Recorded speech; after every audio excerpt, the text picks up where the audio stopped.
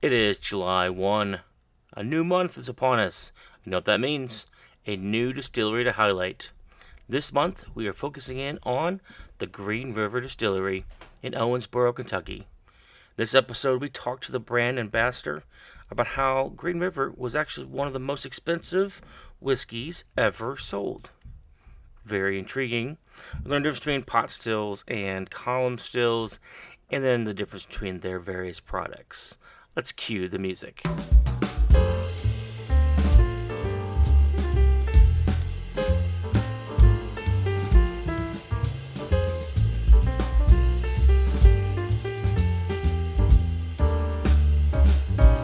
Welcome, bourbon aficionados, enthusiasts, and curious sippers alike, to Sip Wisely, a podcast brought to you by the St. Charles Bourbon Society.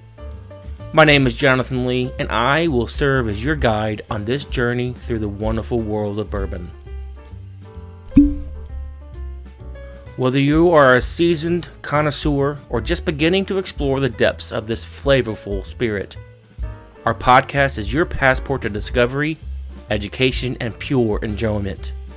Here, we'll dive into the history, craftsmanship, and flavors that make bourbon more than just a drink. It's a culture, a passion, and a way of life. Join us as we uncork the stories behind your favorite distilleries, uncover the secrets of barrel aging, and decode the complexities of tasting notes and flavor profiles. Each episode is crafted with care to inform, entertain, and inspire your own bourbon journey. So, grab your favorite glass, pour yourself some of your go-to bourbon, and join us as we raise a toast to the finer things in life. From barrel to bottle and glass to lips, let's sip wisely. Cheers.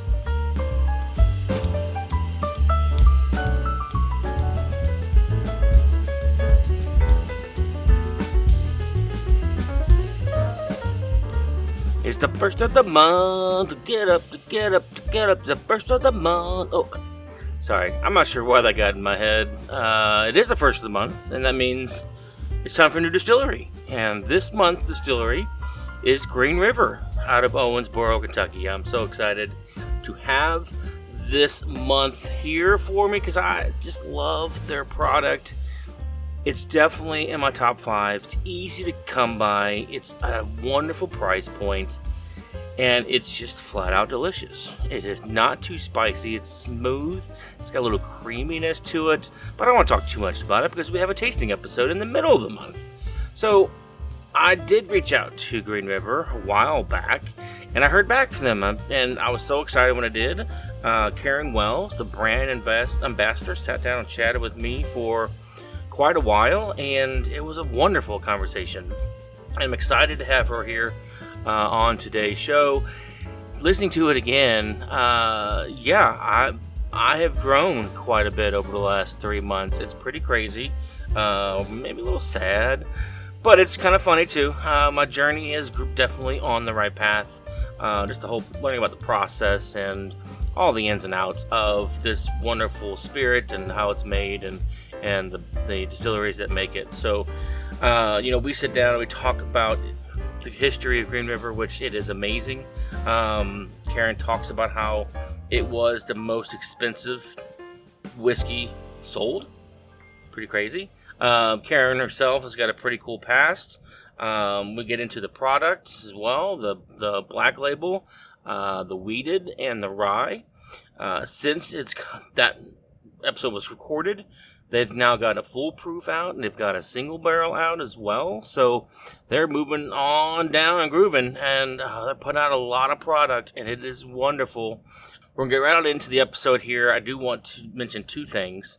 One, there is a keyword for this episode. That keyword is horseshoe. Horseshoe is that key word. Why horseshoe? Well, the bottle has got a horseshoe at the bottom of it, and it's shaped like that, so it makes it easy to grab and pour.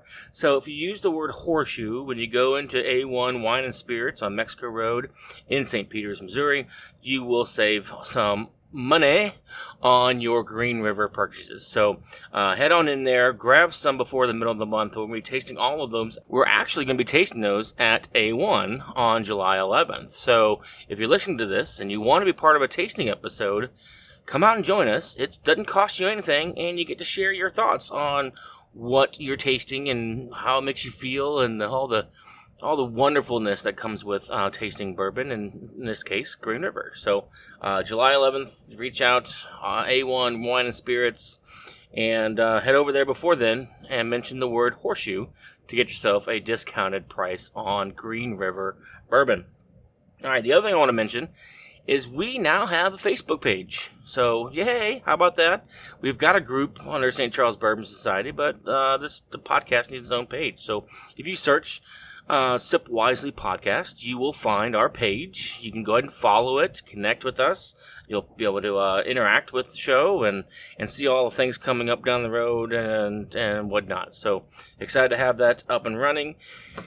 And yeah, so let's get on into our episode with Caryn Wells from the Green River Distillery.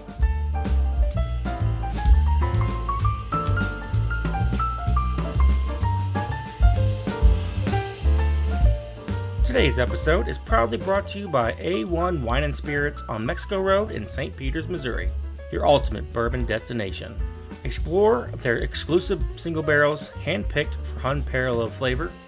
They also offer bourbon education classes where you'll unlock the secrets of this beloved spirit. But wait, there's more. With their exclusive reward system, you can gain access to premier allocated bottles, ensuring you never miss out on the finest selections. While we're on the topic of bourbon, let's not forget about their incredible selection of wines and other spirits, including rum, tequila, and vodka. So whether you're in the mood for a classic bourbon or something a little different, A1 Wine and Spirits on Mexico Road in St. Peters, Missouri has you covered. That's A1 Wine and Spirits on Mexico Road in St. Peters, Missouri, where the selection is vast and prices are great, allowing you to sip wisely.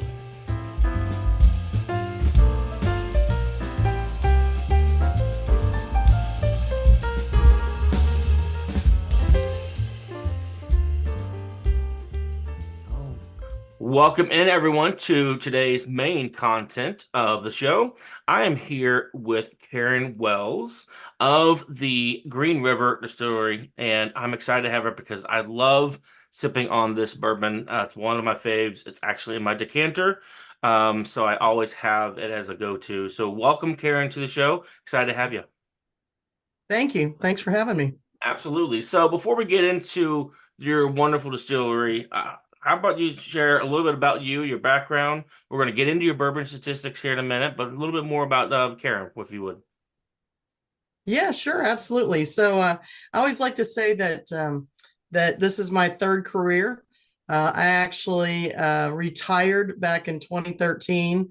I was living in the state of Florida at the time, and I retired and moved to Kentucky. I have extended family here, and I got bored after I retired. So I kind of happened into getting into the bourbon world. I started at our distillery as a part-time tour guide, and then I enjoyed it so much, I kind of let that go into being a full-time job. And then it was about 3 years ago now, I guess, I was asked if I wanted to be the national brand ambassador. And so I was very honored to be asked to do that. And so, yeah, now I travel the country talking about Green River, doing seminars and podcasts and tasting experiences. So it's a fun job to be in, and there's always something to learn. So I think that's the most exciting thing of it. Awesome. That does not sound like a good third career. I mean, that's yeah, good one to land on. Definitely different than what I did before. I was a public school teacher for many years down in Florida. I kind of left that career and did a 180, as I like to say. I went into firefighting. So I was actually retired as a lieutenant and paramedic with Orange County Fire Rescue in Orlando, Florida. So yeah, so to say I got into the bourbon world, I always say I started drinking when I was teaching, but that, so that kind of led me down that path. But it's all good, and I enjoy it now. And now I feel very fortunate to be able to represent the company and talk about our historic brand. So Well, that's awesome. Well, Caryn, I knew we had a connection, but I didn't realize it was that much. So my day job is an educator as well. So I was in the classroom for 10 nice. years. I now work with teachers throughout the state of Missouri, working with within the classrooms, and so that's a lot of fun. So hopefully, my third year career down the road, I also get to be a brand ambassador somewhere. So that'd be really cool too. So. There you go. There you go. Teaching kind of leads into it, so it's all Well, good. yeah, maybe a little bit. It can be a little stressful sometimes. So, but Right? all right. So members that are listening, or maybe who are not members, but if you become a member of St. Charles Bourbon Society, at least our Facebook group, to get into the group, you have to answer three questions. That's basically their bourbon statistics. Okay. So your bourbon age. I'm not going to ask you for your actual age, but how long? What is your? You kind of gave it a little bit, but what's your history and within bourbon? Yeah. So officially, I guess you could say, well, I've been with our company for 6 years. When I retired and moved here to Kentucky, I joined the Owensboro Bourbon Society. I credit my now 82-year-old aunt for doing that. She didn't want to go to the meetings by herself, so I didn't know what I was doing, but I went anyway. So I've been a member of the Bourbon Society since 2013. And then prior to that, though, I've always had a notion for enjoying whiskey. Now, truth be told, back in the day, it was probably more like Crown Royal and things of that nature. But well, once you move to Kentucky, it was I think, my duty to only drink bourbon. And now I've educated myself a lot more on that, honestly, and now I enjoy it like it's a drink and a Coke. Awesome. And so the next one is style preference. How do you like your whiskey? Do you drink it neat with a splash of water, with a rock? Do you typically mix it? Yeah, great question. I actually prefer my bourbon neat. I do enjoy cocktails. I enjoy a Manhattan. I enjoy an old fashioned. I love to have an espresso martini with bourbon in it. A lot of people haven't even thought of that, but that's one of my favorite go-tos. But if I'm going to sit down and just enjoy the whole presence of the bourbon, then I enjoy it neat. Okay. And the final one, what is your go-to pour? Ooh, so everybody always wants to know. Obviously, I drink Green River. My go-to pour is going to be our high rye bourbon, which we also call that our flagship. Was the first one that we came out with. I enjoy that a lot. We've released our weeded bourbon about a year ago. I do enjoy that a lot as well. But if I'm going to go to one of the bottles, it's going to be the high rye bourbon. Very nice. Very nice. All right. So now that we've got all of the statistics and the background out of the way, let's play a game. How about that? All right. All right. So we're Um, gonna play a game, and we're probably gonna play this with most of our guests. So you're not gonna be, the only one who gets to play this, but we're gonna do two truths and a lie. So you're gonna give me two truths related to Green River and your history, okay. and Okay. one lie, and you can mix them up in any way you want. And I'm gonna try to discern which one is the lie. All right. Two truths and a lie. Let's see here. First one is going to be that Green River was the most expensive whiskey ever sold. Uh, the second will be that we use a very large pot still, one of the largest in the industry. And the third is going to be that we're the official whiskey of the United States Marine Hospital. Okay, so we've got the most expensive whiskey at some point in time, right? Largest pot still used, which I mean that's gotta be pretty big. I've been to a few other distilleries, and they like to talk, they all like to talk about their still. And then you were the official bourbon of the what was it again? Official whiskey of the Marine Hospital. The Marine Hospital. Okay.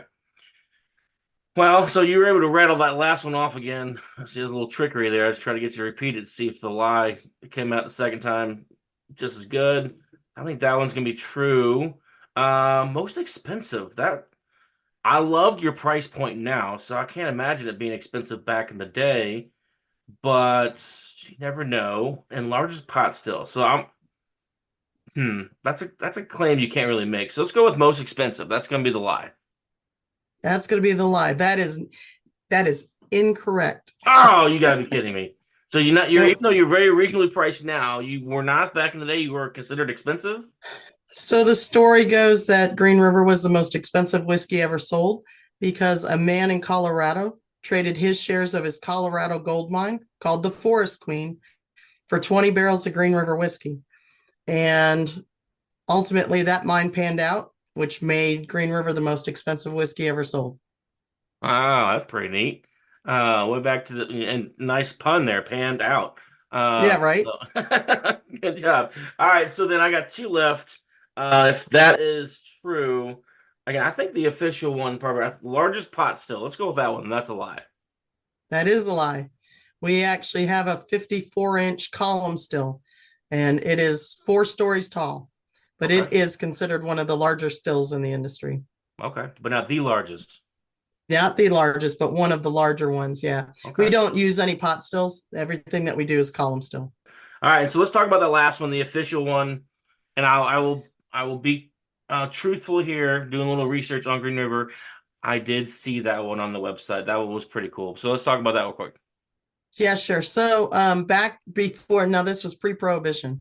Pre-prohibition, whiskey was medicinal.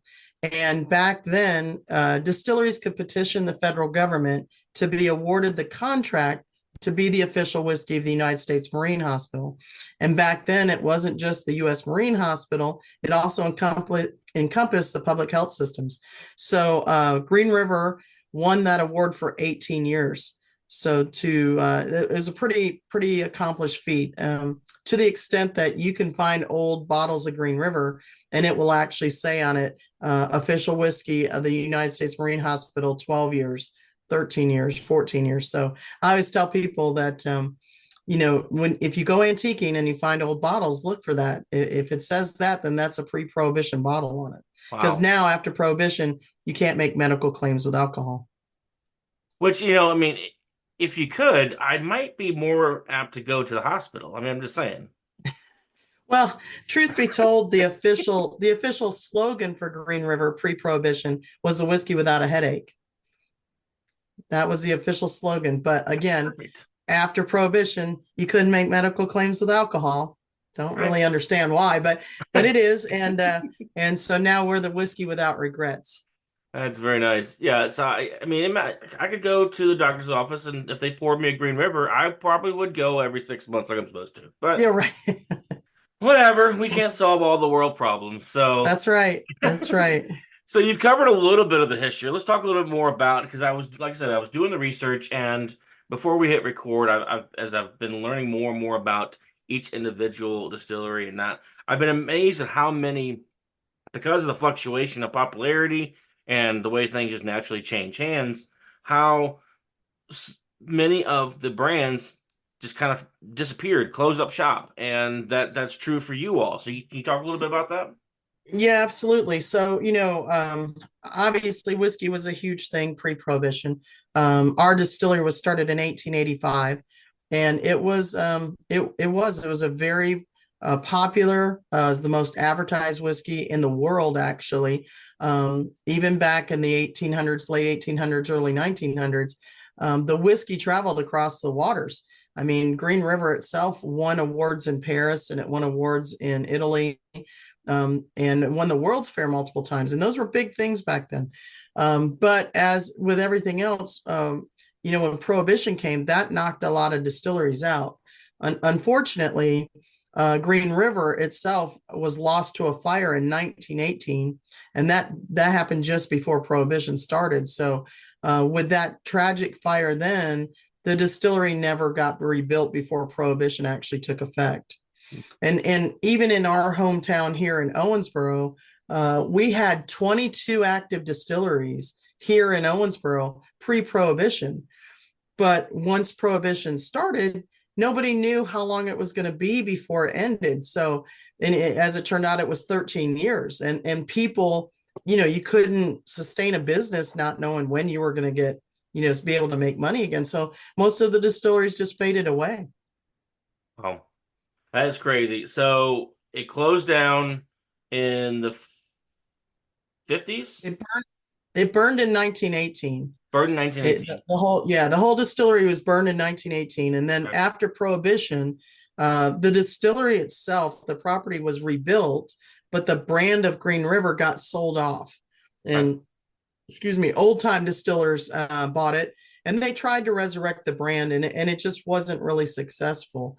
Now, the distillery grounds where we are, that was acquired by different investors, different groups of people along the way. And for about 60 years, this distillery, the property was always associated with the Medley family. And the Medleys are local here to Owensboro. So in their 60-year history, there were uncles and brothers that ran operations, but in that 60-year history, they produced Ezra Brooks and they produced Mellow Corn. They produced a lot of really big names. But it was in the early 90s that Charles Medley, who was running everything at that point, he closed up shop and shut everything down. And those brands got sold. And as of course, as we know today, those two particular brands are owned by Heaven Hill. So, it was a tragedy that all of that happened. So yeah, nature of the times. Yeah. So reconstruction started back up at what point? The rebuilding started in 2014. A group Okay. of investors came in and started rebuilding the property. Took a couple of years and about $50 million to get it back up and running. Wow. Production started again in 2016, 2017. And expansions happened in 2018 and 2019. So the first year that distilling started, it was about 18,000 barrels were produced that year. And then by 2019, right before COVID, it was up in the 90,000 range.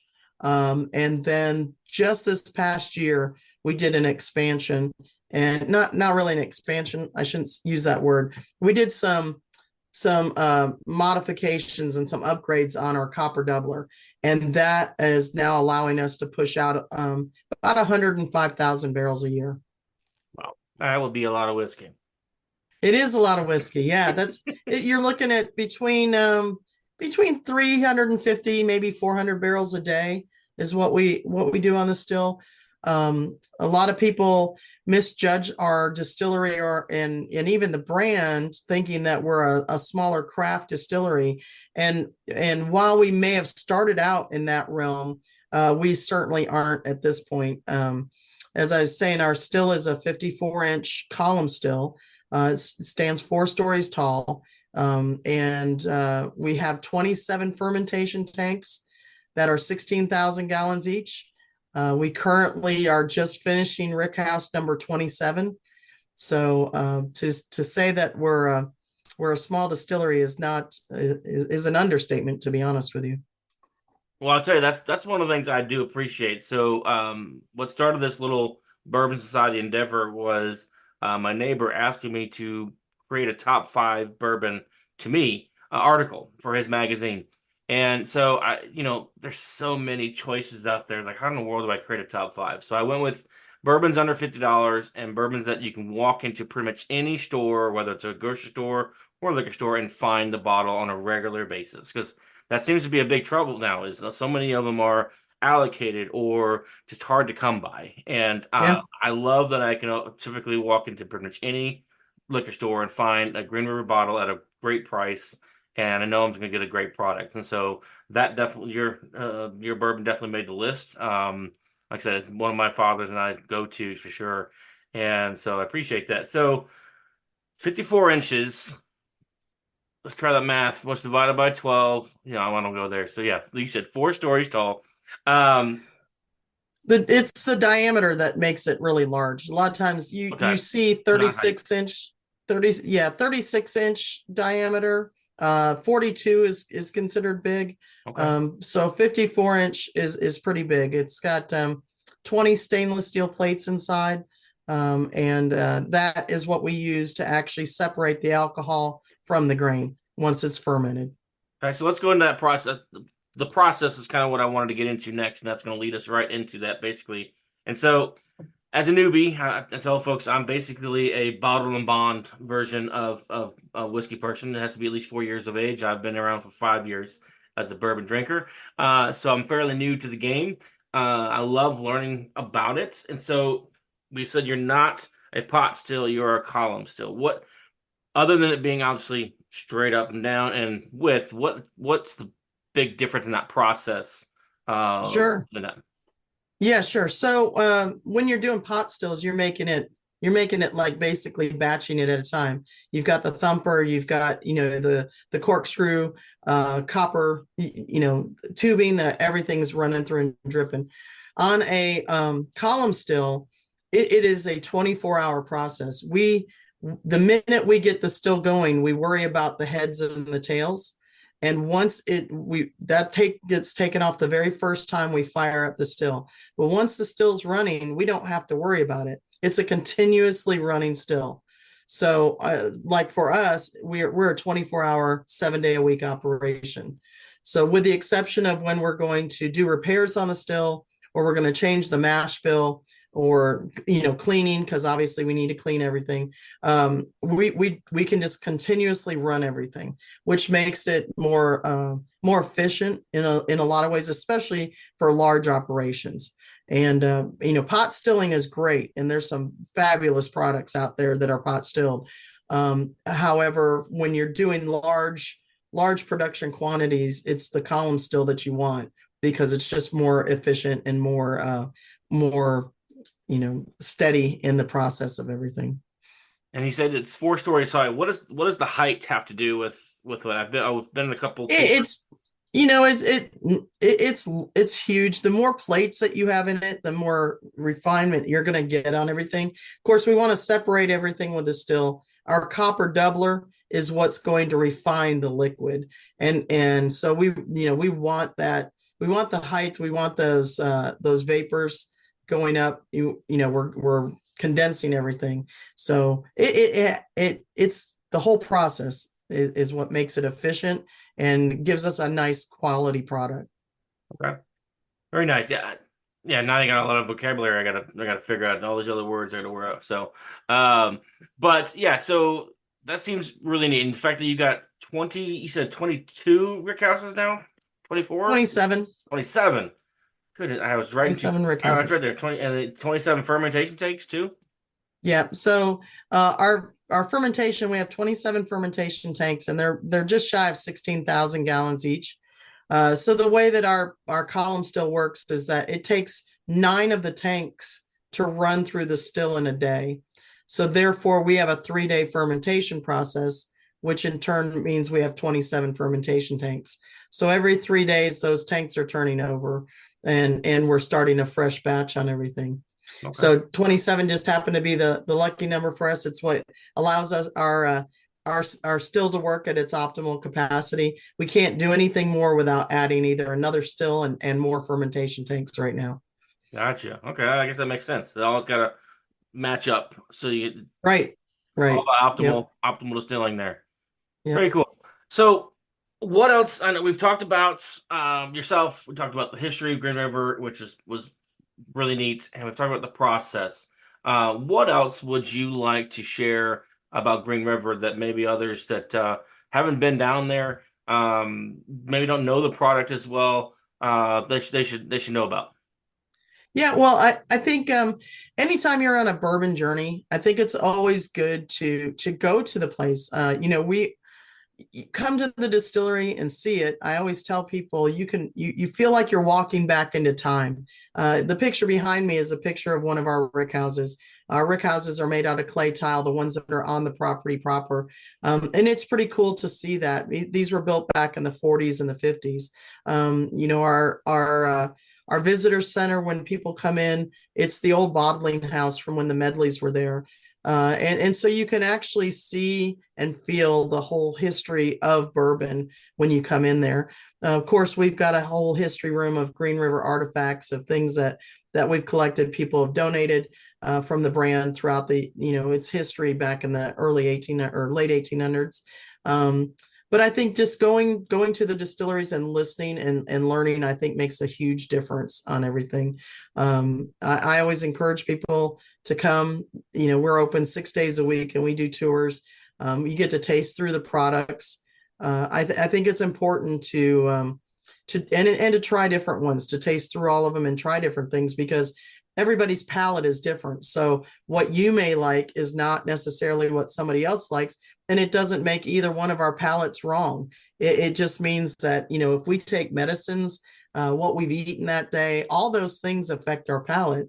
So I always tell people, when you're initially trying bourbon, taste it neat, but then enjoy it how you want to enjoy it. Because as your palate grows, you're going to find that you like it in a different manner. There's no right or wrong.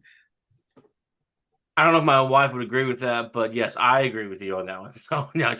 she's not a big bourbon fan, but she did really like. We went on a tour last year of a couple different distilleries in Kentucky, and she loved just learning the history and the process of that. And so, though she didn't really appreciate the drinking part of it. I got to drink most of hers, so that was not, I got lucky on that one, but Well, it's bourbon's an acquired taste. It's not it something that is. everybody just likes right off the bat, and you have to look at it differently. Beer and wine are such a lower alcohol content that we can tolerate those a lot quicker, a lot easier. But when you get into the distilled spirits, they're a lot higher. So it's a shock to our palate. So I always tell people, just never judge a bourbon by the first or second sip. And I don't care whose bourbon it is. You have to take 2 or 3 sips to start to understand and to get it. The first sip always shocks your palate, and then you start to get the flavors of it. But it's a journey. It's not something that you're just gonna get up one morning and go, oh, I like whiskey. Let's go drink. That's just not how it works. Yeah, it took me almost 39 years. So, well, I don't know about, no, I couldn't drink that young, but yeah. No, I agree with you. That's a good point, and not, give up on the first try. It's good. So let's finish up with, we're almost out of time. Let's go with the actual products, because let's Sure. finish up in that. Those who are new to the show, the next episode is actually going to be us tasting these products, and so we're going to get to sit down. And like I said, the one is my go-to, but we'll pull out some of the other ones and kind of see what our palates say about this wonderful spirit. And so, what versions we have? You talked about the flagship. Let's go through that. Yeah, well, I put them up in an order. So Okay. the first one that we have, let me see if I can get it up there. That's going to be our wheated bourbon. So when we say it's a wheated bourbon, what I mean is we always have to start with corn, but then we need a second grain in there that's going to be the flavoring grain. So that particular one is 70% corn, 21% wheat, and we use soft red winter wheat in that, and then 9% malted barley. The barley's for the enzyme to pull out the sugars, from those grains. So that's our wheated bourbon. Really nice drinker. Some people have even called it the Weller killer. So it stands up well to a lot of things. I'm really, it's grown on me a lot. Our flagship is our black label here. Boy, I'm terrible at this. Is our black label here. That is going to be 70% corn, 21% rye grain. Now, rye is typically spicier, so you get a different balance on that. A lot of times people get scared of rye because they think it's very peppery, which it does bring out more spices. But in our bourbon, I describe it more as like a baking spices. It's not the pepper spices. So that's the second guy that we have there in the market. And then the last one that we just released in February, this is going to be our rye whiskey. And so boy, I'm terrible. There we go. So the rye whiskey. So that is, bourbon has to be 51% or more corn. Rye whiskey has to be 51% or more rye grain. So our mash bill on our rye whiskey is 95% rye, 5% malted barley. There is no corn in it whatsoever. And typically when you hear that, you're thinking, holy cow, that's going to be really hot, really spicy. However, ours is very sweet, and it's much more the baking spices on it. When you nose a rye whiskey or any bourbon that has rye in it, you can typically smell the rye because it kind of burns your senses, burns your eyes. And neither of our products do that. So I think they're really great products. We line priced everything, so our suggested retail on them is $34.99. We want people to drink it. It's great. It's great whiskey, and enjoy it. That's awesome. Yep, I will agree with you there. Again, I love the price point, love the flavor.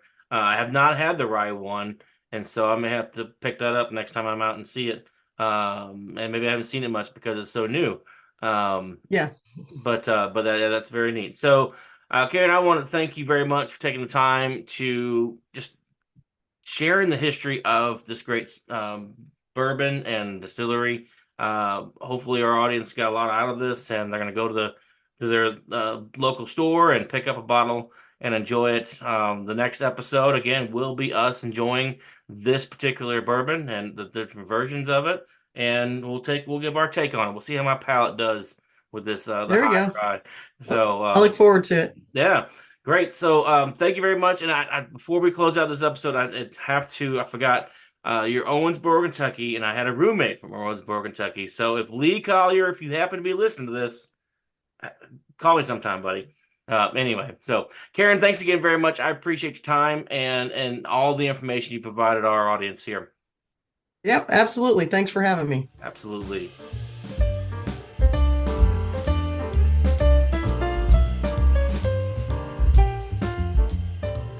All right. Wow. What a great episode. I hope you are as jazzed about that as I am. Caryn Wells, huge shout out to you for joining me on the show. Learned so much about the history of Green River and the product itself. As I mentioned in the opening, I love the product. I mentioned in the show as well, but it's a great sipping bourbon, one that you can find easily. It is inexpensive. It tastes great, and I can't wait for our tasting episode coming up in the middle of the month, where we're going to sit down at A1 Wine and Spirits on Mexico Road in St. Peters and have 3, maybe 4, we'll see, different versions of their bourbon, and just get a taste of it. So it's going to be open to whoever wants to show up and be a part of it. July 11th, I think we're shooting for 7 o'clock in the evening. It's a Thursday, so come be a part of the show and share your thoughts on this wonderful spirit. So I just loved the history that Caryn was telling us. Most expensive bourbon ever sold. It's kind of cool, the history behind that component there. The fact that, many of these distilleries closed up shop for a couple years, sometimes more years than a couple, because of just, the prohibition and then just overall fallout. I mean, we can't find some bourbons around now, and hard to believe that was not the case always. So, anyway, pretty cool. Love the background from Caryn too. Used to be a teacher. Love that connection for me. Went to be a firefighter, and now she's a brand ambassador for Green River. How cool is that to be a part of that? So, big thanks. Don't forget to share your thoughts on Green River. If you want to connect with us on social media, we have that Facebook page. Just search Sip Wisely Podcast. Connect with us on X and Instagram as well. All that'll be on there. And then, again, connect with us for the July 11th tasting episode we'll be recording, and it'll be released on the 15th. Use that keyword horseshoe to get discounted pricing on Green River at A1 Wine and Spirits. And, so we'll catch you in about 15 days. Have a good one. Cheers.